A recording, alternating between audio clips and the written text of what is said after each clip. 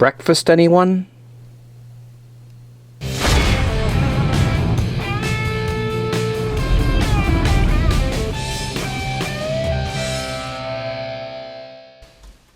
Before we get started, I just want to relieve any anxiety you may feel about what you just saw. No, that is the contents of what was in the bottom of my kegerator, or my keezer, I guess, if you want to call it. My freezer keezer. And I didn't really know what was down in there because I put cardboard in there a few months ago. And I thought, my thinking was that if I put cardboard in there, then I could easily just take it out, throw it away, and put a new piece in. Because ultimately, if you're like me and you don't have the taps built onto the keezer, I don't have it. Nobody ever comes down here. I mean, it's only me and occasionally my son who comes in here and gets a beer. So I don't want to build a big thing with fancy handles and everything like that. It's not really worth it for me. But so, I'm serving my beers right inside there. The drips and stuff and little spills happen. And I took the keg out today to fill it. And I looked down and it's like, oh boy, I think I better go in here and give it a little clean. Well, it was disgusting. The cardboard was it was frozen to the bottom. I guess at the bottom of the keezer, or of the freezer, whatever you call it, was cold enough to freeze, even though the beer itself wasn't freezing. But I had to let it thaw out, and it's just a mess. I'm going to make sure I do that more often because it was pretty gross. So anyway, for those of you who have your taps on the outside, well, you don't have to worry about that. Really, not as much anyway. So cheers.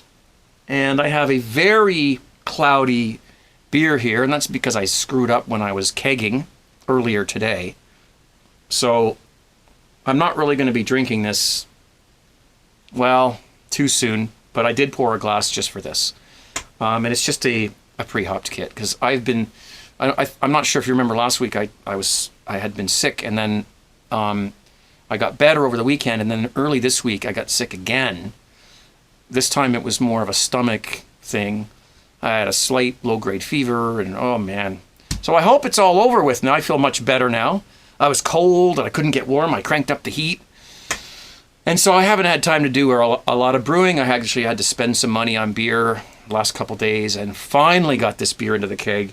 And I won't go into details, but I jostled it accidentally while I was kegging it near the bottom, and the beer got down to the bottom of the fermenter, and I just got a little bit of stuff in here. But it'll clear out in the next couple days.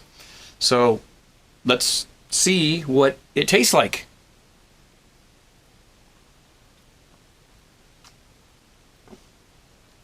Okay. Yeah. Oh yeah. It needs to clear. And it's undercarbonated a little bit. But I've had so much to do today that I haven't had time to really hone it into being what it's going to be. However, we won't worry about the beer right now. I'm just going to drink it while we talk. It doesn't taste bad, but it certainly needs to clear. I can taste the yeast, and you know what. If you've ever tasted your beers when they look like that, you know what they taste like, and you know what I'm talking about. So I'll just put that down. I think you might remember the last couple weeks, we've been we've done a lot of talking lately about yeast and reusing yeast. And it just seems to me the more I talk about this, the more there is to talk about. And the more information seems to roll in. And I feel like, okay, I need to cover a little bit of this. Now, one of our fellow home brewers, who is on YouTube and in the 17 Brew Crew forum, is Corin Zenith, or CZ. And I mentioned to you guys that he was going to interview a guy named Jeff Goodison. I think I got that right. From Goodison Brewery in Australia. So Jeff owns his own brewery, has taken extensive course in biology and yeast. And, now he's a professional brewer, and, I guess he knows his stuff, right? I mean, he must. So Corin Zenith had a little phone interview with Jeff and asked him some questions. Now, I'm going to put a link down below to this full 33-minute interview. It is done over the phone. I worked with Corin Zenith to try and get the audio the best we could. And so, it's a lot better than it was originally, but you're still going to have to try and listen carefully. He's got a very heavy Australian accent. Not very difficult for most Australians to hear it and understand it, but for most of us North Americans and whatnot, you got to try and listen. But it's a very, very informative interview. What I'm going to do for you guys right now is I'm going to just give you a little sample of it. I'll give you like a couple minutes just to give you a tease as to, what he talks about. And then, of course, I encourage you to go to Corin Zenith's YouTube channel and watch the video in full if you really want to hear everything that he talks about, including his credentials, his background, his history, his education, to, validate, what he's telling us.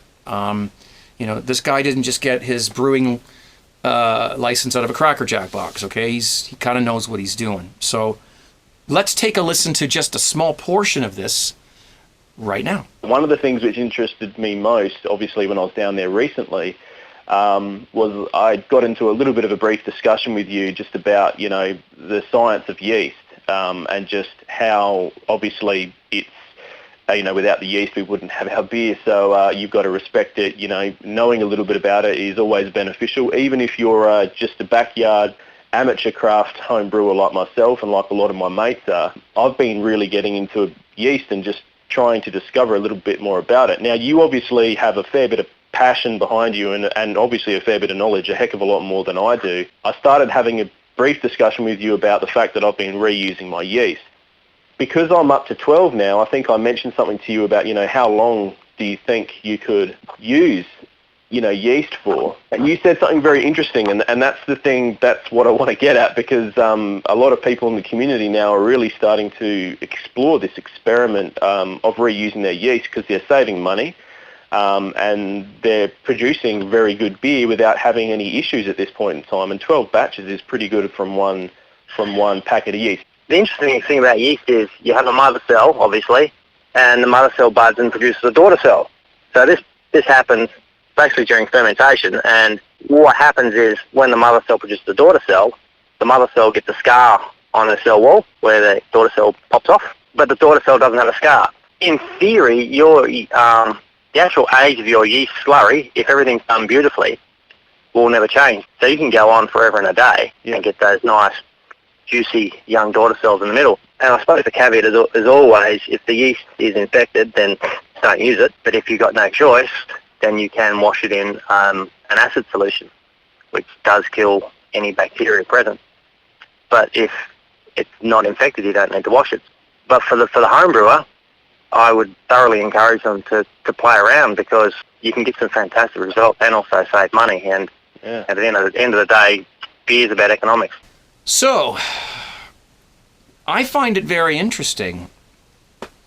And, I listened to the entire interview, and really what I get out of it is that reusing your yeast over and over again, as long as the yeast is happy and the it's not infected and it's been treated well and fed well, it's going to create new yeast every single time. And those new yeasts are going to be as fresh as it gets. So I don't know. Again, I've said this before, I'm kind of going to stop counting, really. I think I'm on number 10. I think this is this here. And I'm actually a little bit glad that this beer is the way it is, because obviously there's quite a bit of, suspended yeast still in this beer. And when I taste the beer, it's surprisingly clean. You'd think that this is going to taste like apple cider. It does not. It's actually not bad. And of course, when this clears out, and of course the first few glasses you get out of your keg are going to look like this anyway, unless you let it sit for a few weeks, which I didn't. More like a few hours. Even though it looks like this, it's still pretty clean beer. And if I'm drinking suspended yeast, I can't taste it. I mean, there's a slight, what word would you use? A slight, slant, bias, deflection from the actual beer flavor itself. But considering, I can't even see through it. It does look like apple cider. Considering what it looks like, it actually tastes pretty damn clean. So when this clears up, I'm confident that the beer is going to taste great. And it's only a pre-hopped beer kit. I shouldn't say only, but it is a pre-hopped beer kit. And so, it's going to taste about as good as that can taste, which is pretty darn good in my book and in a lot of people's books. So give it another go.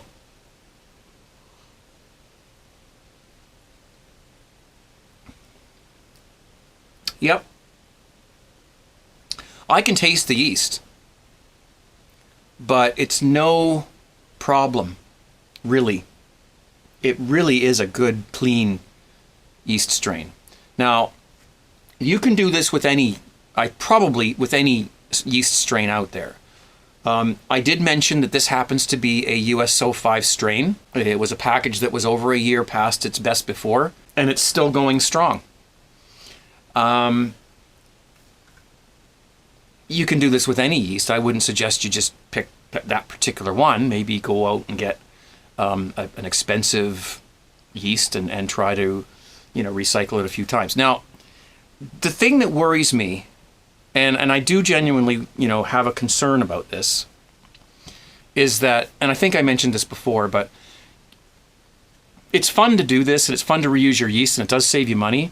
But we really need to support the yeast companies. I know they make quite a bit of their revenue from selling their yeast to breweries and whatnot. But they, home brewing has become huge. It's a big thing. It's getting bigger.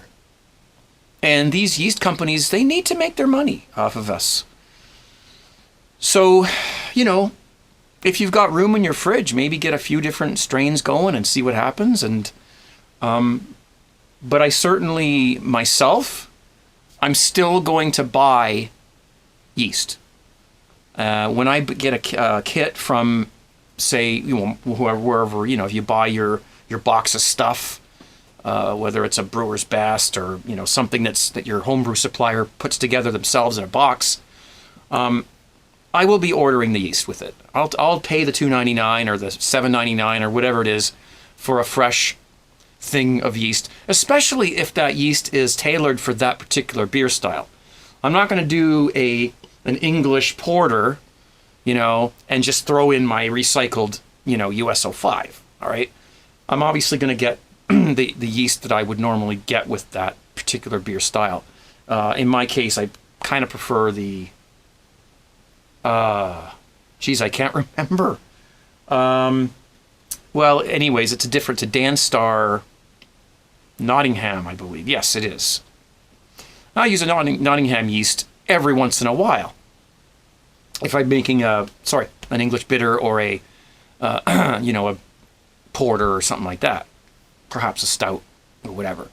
An English stout or... I'll buy that yeast. But for me to recycle it, it's probably going to sit around a little bit too long in the fridge and probably not going to last. It's probably going to go bad. So there's a few in there that I will only use once in a blue moon. And so in that case, again, I will buy that yeast again and I won't recycle it because I'm not going to use it in the next 3 months or 6 months or whatever it is. My hope is that the yeast companies don't get mad, that, some of us are telling everybody that you can reuse your yeast. But if it's a standard run-of-the-mill yeast that you use a lot, then, you can recycle it. You can reuse it just about over and over again. I've said this many, many times. The yeast that I used in this beer has been through dark, light, hoppy, not hoppy, everything. Low alcohol, high alcohol, it's been through, not really large ranges of differences, but it's been through some stuff. And it still manages to taste clean, and it doesn't taste stressed out or anything like that. It seems happy. Okay, so there's some foam on top, and there's some little bit of beer there, and then there's the yeast. What I will do before I use it is just give it a good shake, and give it a good shake, because it does clump up in there. It gets to look like a bit of a ball of peanut butter or something like that. So give it a good shake, and make sure your lid's on good and tight and everything like that. I'm going to be brewing in a few minutes anyway, so I may as well just shake this up now.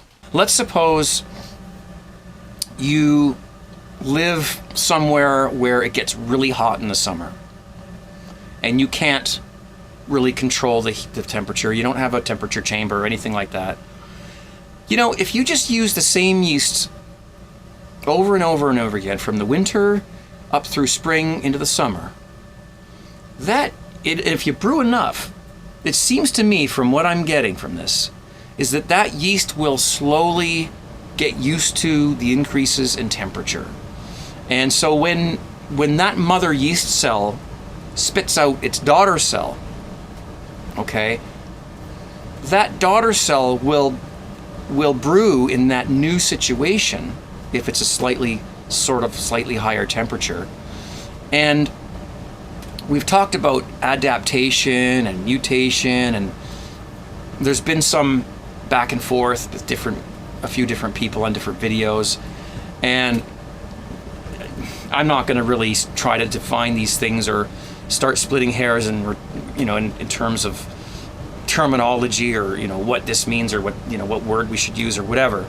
But what I'm saying is that the yeast can adapt to other situations. Now, if you take the yeast and you brew it at 65 degrees Fahrenheit, and then on the next round you go up to 80, you could have a problem a little bit. But if it slowly goes up over weeks or months of time, my feeling is, and I can't really test this because I have a brewing environment down here that's pretty stable, if it's 60 degrees or 65 in the winter and 80 in the summer, well, I think that you could probably incrementally get that yeast used to higher temperatures as the weeks and months go by. And it will spit out its daughter cells, and every time you brew, it's making new yeast and everything, and it will just get used to that. You're basically creating your own yeast strain, really. All right? But I would do it gradually.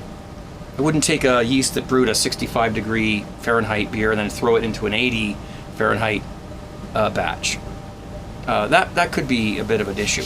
But I'm pretty sure that if you just did it bit by bit, you might be okay. What do you guys think? That's a good one to talk about. Anyway, I think I'm probably done talking about yeast for now. We've kind of, gone over as many, things as I think that I need to go over. Other people are going to talk about it. And of course, you should always check out the forums, especially the 17brewcrew.com forum, sorry. And, see if there's any conversations, or who knows, there might even be a new, section in there about just yeast. I think there is already one there anyway about yeast. But tonight I have my live broadcast on vonlive.tv/CraigTube. And I'm not going to be able to buy any more beer. I can't afford it. It's not like I'm, broke or anything like that. Beer's expensive where I live, and I've already exhausted my beer budget for the month. So I'm going to have to drink this tomorrow night, or tonight, or whenever this, depending on when you're watching this. It's Friday the 17th when this video was published, okay? And in the evening, this evening, I'm going to have my live show. I'm going to have to drink this. I don't really have a lot of choice, and I'm not going to do a live broadcast without beer. So, unless I go out and buy a bottle of something or whatever, a vodka or something, make Caesars, I don't know, but more than likely I'm just going to drink this. So if you do watch the live broadcast, you're going to see me drinking it. You're going to go, he said he wasn't going to drink that for 3 days. Well, I'll drink it, but I would rather let it sit for a few days before I drink it. But it'll gradually get better anyways, especially after a third or fourth glass. It'll start to look a lot better. And my son will come down tomorrow night, and he'll steal a few glasses out of it too. So it will very quickly, cold crash and get clearer and better. He'll pour it and he'll look at it and go, wow, pretty muddy, eh, Dad? I'll say, yeah, but don't worry about it. I mean, it's already starting to clear. You can see at the top, just because it's in a small glass. I would chug this, but with it having all that yeast in it, I don't know if I could do it.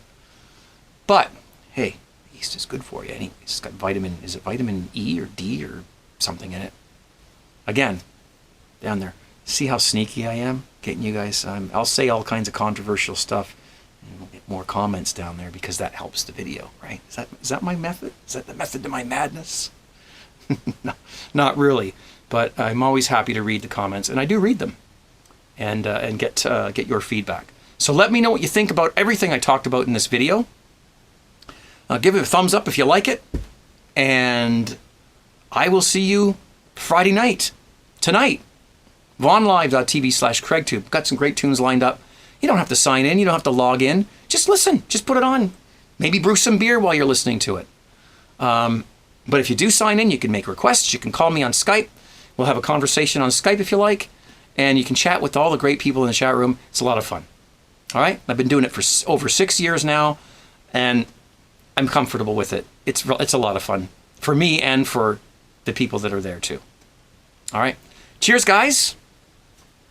17.